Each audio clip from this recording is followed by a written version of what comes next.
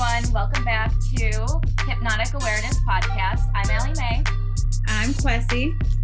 And I'm Ashleigh. And on this episode, we're going to be talking about the Law of Correspondence.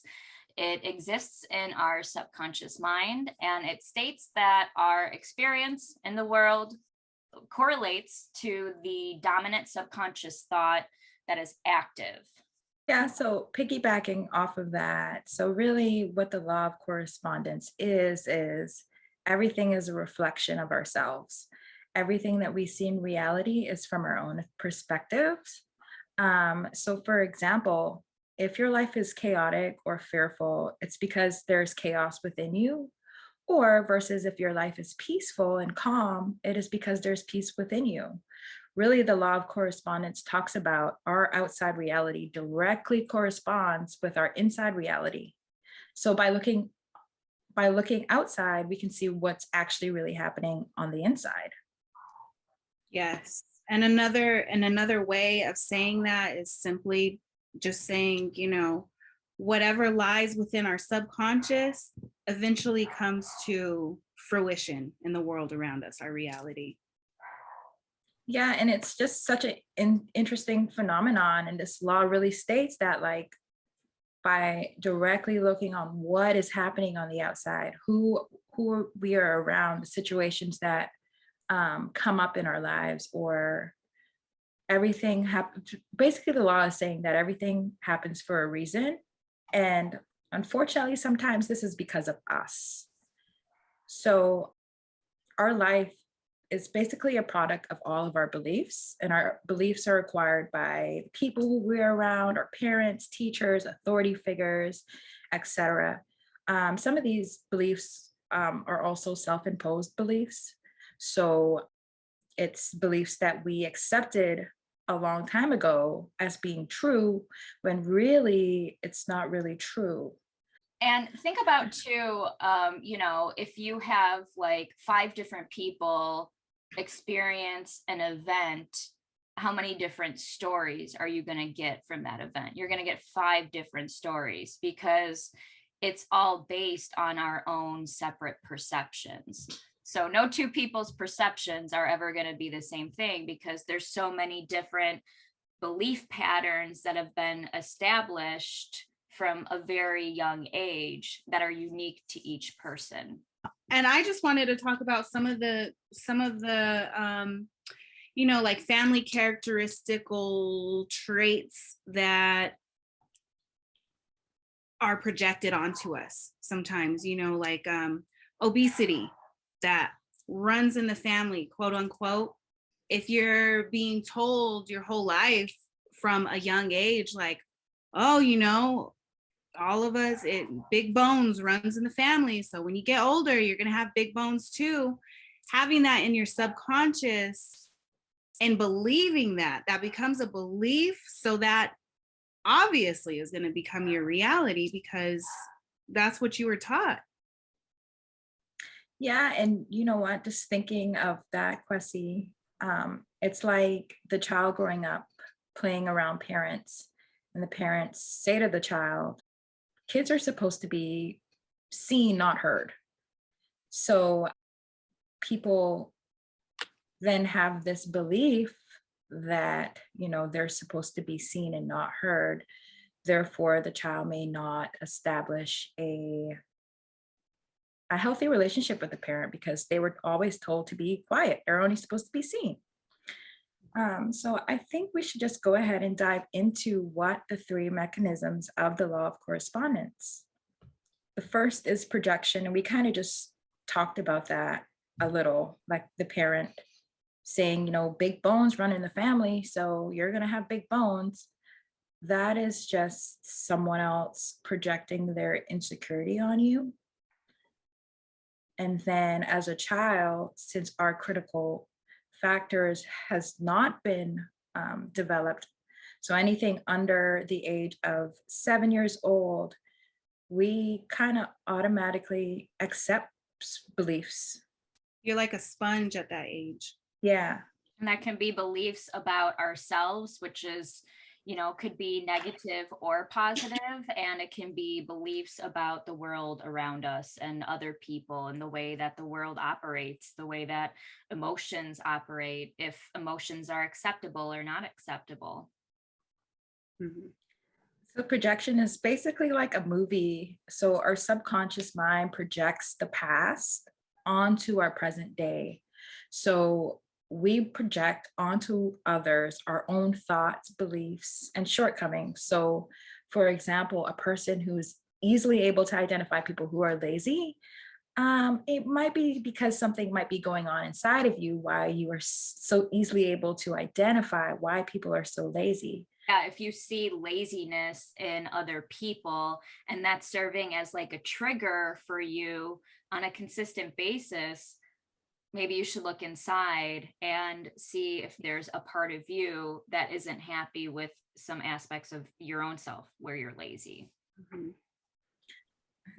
So, what are some ways that we can identify our triggers? Um, I would say it's when we have really high emotional responses to certain things. This could be someone who, like, for example, I have a friend who is always able to identify people that are a little bit overweight. So this friend constantly projects that, saying, oh, look at this person, look at that person. Um, and what I have come to realize is that what people reflect out is only something that is happening on the inside. Mhm. That person is probably thinking the same about themselves, like, oh, they're when I go out in public, everybody's going to notice that I'm Yeah, a few pounds heavier, or right. I look a little fluffy today. So it's almost like if you really pay attention to what people say and what they notice, you can really figure out what someone's insecurity is, or Yeah. what Perception they're- creates projection. That's a big one that the Academy, just drilled into us a lot. Perception creates projection. So our perception of what's going on, and even of ourselves, what's going on a subconscious level, even, that's what we start then projecting onto others. Absolutely. So why do we project? We project sometimes because we kind of just want to protect our own ego. And we'll talk a little bit later, maybe in another episode, about the ego. But really, what the ego is a false self created by our unconscious identifications with the mind. So our ego is this false self that we kind of create. Um, And then also we protect or we project because it's just our defense mechanism. It's how we protect ourselves. Mhm. When we project our insecurities on other people, it's just how we protect ourselves. I mean, we know ourselves the best, right? I don't know anyone better than I know Allie, right? And so it's just kind of the way that we're wired. But once we understand that our perceptions are creating projections, we can start to change the way that we project onto others. We can catch ourselves in the act, and we can start turning a lot of like negative self thoughts and images into positive ones, and then we just have a better perception of the world around us. Yes. It's so basically your projections are all about understanding your emotions, and knowing how to channel those emotions in the most positive way that's going to benefit you. Mm-hmm.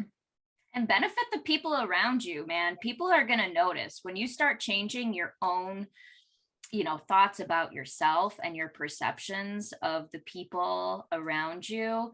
It's just gonna like change your face. Your face is gonna be brighter, your eyes are gonna be clearer, people are gonna notice this positive change, and it might even really be infectious. This stuff can really make the world a better place. Absolutely. I mean, Yeah. that's what the law of correspondence is all about, is getting back from the universe, from the world around you, from your reality, what you are putting out into it. So whatever you're putting out there, you better believe it's going to come back to you. Call it karma, call it law of correspondence, call it whatever you want to call it. So that's actually a really good segue into the second component of the law of correspondence, which is attraction. And that basically states that we attract what we are. So an example of this, just thinking to yourself, not even consciously, but subconsciously having these limiting beliefs, unfortunately, that were programmed at a young age, like I'm not worthy of love, you're going to attract a partner that doesn't give you the love because you don't feel like you deserve it in the first place. Yeah. Beautifully said, Allie. And not only do we attract people who are like us, but we also attract the places, the things, and the events that occur to us. So we talk about things happening and it being, sometimes it feels like it's a coincidence. This kind of just basically says that nothing is really a coincidence. Like we are, even the bad, and that's the hardest part to really accept, is the fact that how is it that we are attracting negative things to us? Like, for example, if you experience an accident or something, I know the question may be, how did I bring this about? How was I the one who attracted this accident or this bad circumstance? Why do bad things always happen to me? Right, exactly. We hear that all the time. Why do bad things always happen to me? This law states that we are attracted to whatever's going on the inside is gonna directly reflect on the outside, good and bad. If you keep thinking bad things, only bad things happen to me, only bad things happen to me, only bad things are going to happen to you. That's how your reality responds to you. That's how the universe responds to you. Yeah, that's why words are so important. That's why we always say, every time we say something bad about ourselves, what do we say, girls? Cancel. Cancel. And I know we're definitely going to talk about that later in probably another episode, where we're going to discuss how you can combat negative thoughts and how you can kind of take control of what you're putting out into the universe, including your words. Absolutely. Well, that's where it starts with. It starts with catching your thought. You want to catch yourself in a negative thought and cancel it, act like you're swiping it away in your mind. Anything to do to reverse that negative thought and then change it into a positive one. Yeah. That is such an important aspect of it. It's not just saying cancel. I caught myself. Okay, I did my work. No, you actually have to take it a step further and really start telling yourself some positivity, some positive affirmations to start to change those negative thought patterns, because you're going to do that consciously so much that after enough repetition, subconsciously, you're going to do it. And then you're just going to naturally flow to just thinking those positive things, and you won't have to catch yourself as much. Yeah. Right. And when you say something positive, in the moment, you don't even have to believe it. Eventually you will, with repetition, like Allie said. Eventually you'll begin to believe it. It's all about taking control of your programming. And this is a way to do so. Mm-hmm. Yeah. So our subconscious minds, they cannot differentiate between fact and fantasy, truth or lies. So if you start telling yourself things that maybe consciously you don't 100% believe, that's okay, because subconsciously you're going to be receptive to taking in that information, especially in a state of hypnosis, to be able to get past the inner chatterbox that's located in your conscious mind. Get past that in a state of hypnosis. Tell yourself these positive affirmations that, again, you don't really necessarily believe about yourself yet, but just keep doing that in a state of hypnosis, and your subconscious mind is just going to accept it as information, and before you know it, those limiting beliefs are going to be turned around. Absolutely. So ladies, why don't we give like a very brief example of how people can do that? So one, I'll use Ashleigh's, she said, why do bad things always happen to me? Why do bad things always happen to me? Cancel. Good things happen to me continuously and easily. Nice. Another good one. I give myself permission to accept positivity into my life. Perfect. Another one would be in terms of self-image. If you look at yourself and you say, hey, I'm feeling kind of ugly today, I'm not feeling my best, cancel, and replace it with a positive suggestion. And one of those suggestions could be like, I accept myself as I am. I love myself. Yes, I'm worthy. Mhm.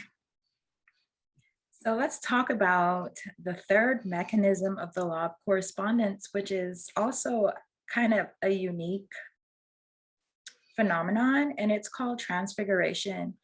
And that is when the strongest subconscious thought of one person is then pipelined into another. So then the person starts acting it out. So, for example, you may look at someone and have a perspective about them, and then you project that perception of them onto them. And then, strangely enough, they begin to start acting it out. You start to see those things that you may be expecting from somebody. And I think, yeah, that could be a positive or a negative, of course. Like, I know that we're talking a lot about like negativity and stuff like that, but that's just because that's so much of the work that we've done on each other through hypnosis and through discovering these ways of thinking and the law of correspondence. So just keep in mind that when you have expectations, you might end up disappointing yourself because you're transfiguring, like Ashleigh said, you're transfiguring those expectations and projections onto somebody else. And they start acting, you start seeing them act in those ways that you expected them to. Yes. Yeah. And like you said, it could be positive or negative. And we see this a lot in relationships, but even in the work setting, a boss could be transfiguring, their thoughts onto you. Like, for example, it could be positive and it could be negative. So more on a positive note, this boss can recognize really good qualities in you, like you're always on time, you're a leader, and you may not feel like that. But now that your boss has projected that onto you, you just begin to demonstrate leadership skills. You show up early and you're wondering like, oh, okay, my boss is seeing something in me that I don't see in myself. So transfiguration can also be a good thing. Yes. Can you imagine the world if we did transfigure positivity onto each other on a daily basis? Yes. Man, therapists would be out of business. Man, wouldn't they? But this is especially true for children, guys. Like, as a mom of 4 kids, I know firsthand that whatever you are feeding your child verbally on a daily basis is going to stick with them, whether that's negative or positive. If you're constantly telling your kid, you're doing a good job, you're smart, you're beautiful, you're amazing, they are going to go to school, they're going to go out in the world and feel all of those things and become those things. Yeah. But if you're constantly telling your kids, you're not doing this right, you need to catch up, anything negative, that's also going to stick with them. And then they're going to go out into the world and project that which they think they are. So, especially if you're a parent, be very careful about the words that you're projecting onto your child, especially if they're insecurities of yours, check that stuff at the door. And not allowing your kids to express their emotions as kids is just going to be so detrimental to their development.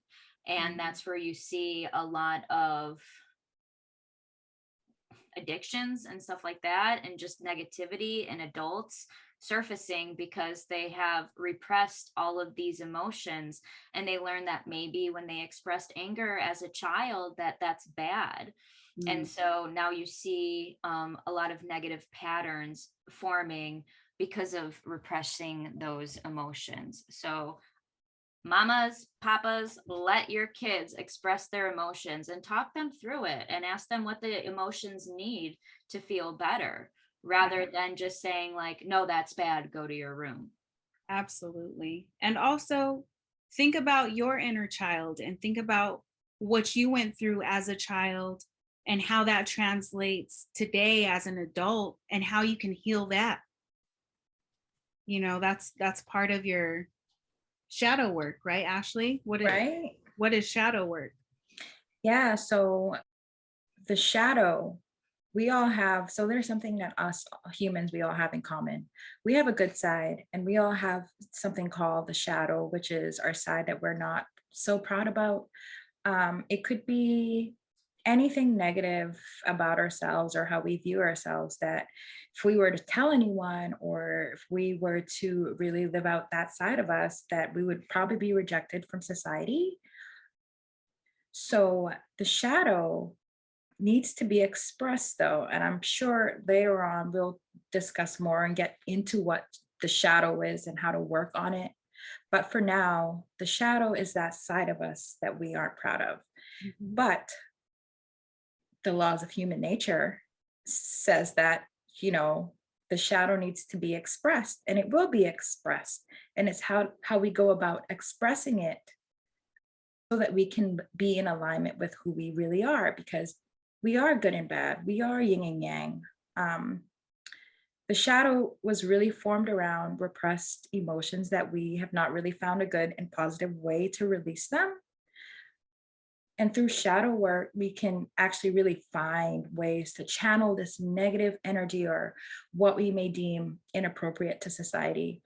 Find a way to really channel that energy into something positive. Yes. We experience cognitive dissonance when our inner world contradicts with our outer world. And this causes us suffering. So, and what suffering means would be like if we experience an emotional discomfort, or we experience any emotions that aren't really seen as positive emotions. That happens because we're not really in alignment with who our true selves are. And like I said, going back to the shadow, we are both good and bad. We both have good energy, and we also have bad energy. And it's all about combining both energies into one to be a complete whole. Balance. Creating harmony. Yes. So what are, just briefly guys, what are some ways that we can work on using the law of correspondence to our advantage, doing shadow work to our advantage?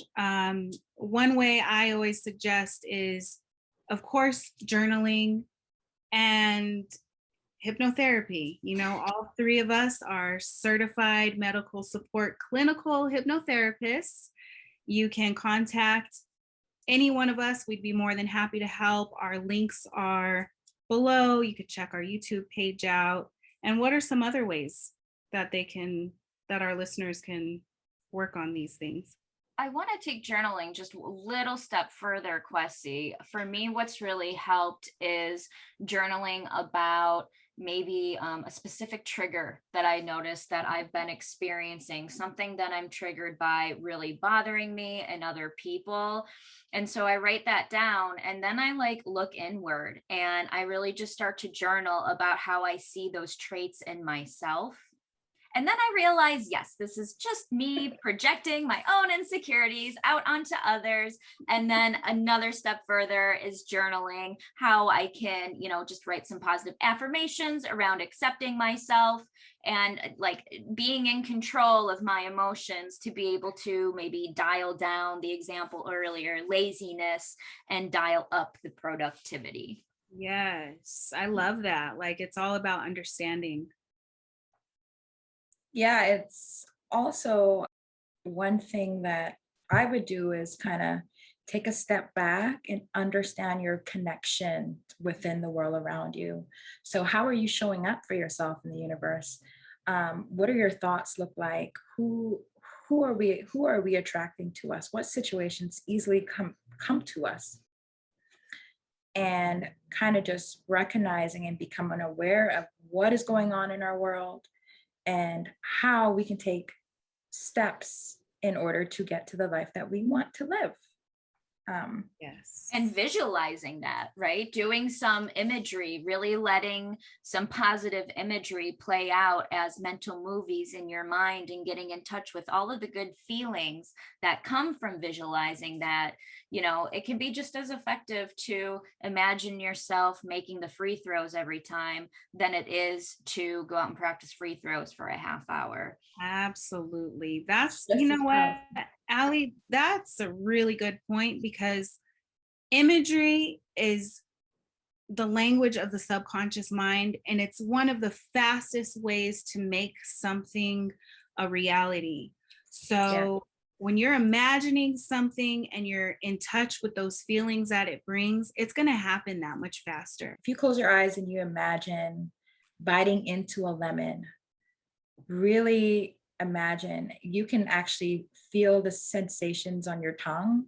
Your And in my mouth. jaw, I feel it in my Yeah. jaw.